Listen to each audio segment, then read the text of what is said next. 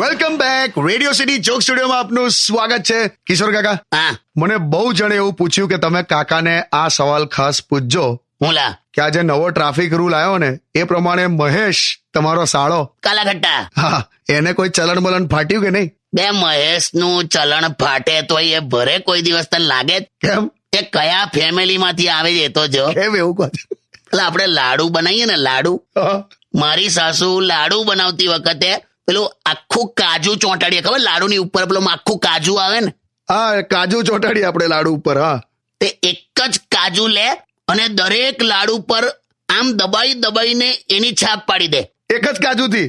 હા, એટલે લાડુ ખાવા વાળાને તો એવું જ લાગે કે આ કાજુ કશેક નીચે પડી ગયું હશે.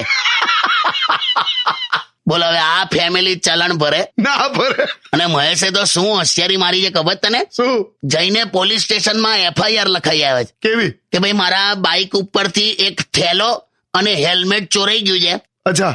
અને કે થેલામાં RC book, licence, PUC, insurance બધા કાગળિયા હતા કે. આ પેલો પોલીસ વાળો બિચારો એની ફરજ નિભાવે એટલે પેલે એને FIR લખી કાઢી. પછી કઈ નહીં, જેવા 4 રસ્તે મહેશ ને કોઈક પોલીસ વાળો પકડે તો ફટ સીધી FIR જ બતાડે કે જો કે મેં કમ્પ્લેન કરાવી દીધી છે એમ. અલા, જબરજસ્ત આઈડિયા કાઢ્યો યાર આ તો. પણ આવું નહીં કરવાનું, આ ખોટું છે. હવે ખોટા કામ જીવનમાં કરવાના જ નહીં કોઈ દિવસ. કામ તો એવું કરો કે અક્ષય કુમાર એના ઉપર પિક્ચર બનાવે એમ. અલા, ખરું લાયા તમે. અરે એટલે તો તને ખ્યાલ આવી ગયો ને ટૂંકમાં. હા, નહીં કરવાનું, આવું નહીં કરવાનું. હા, ગીત વગાડ. Only on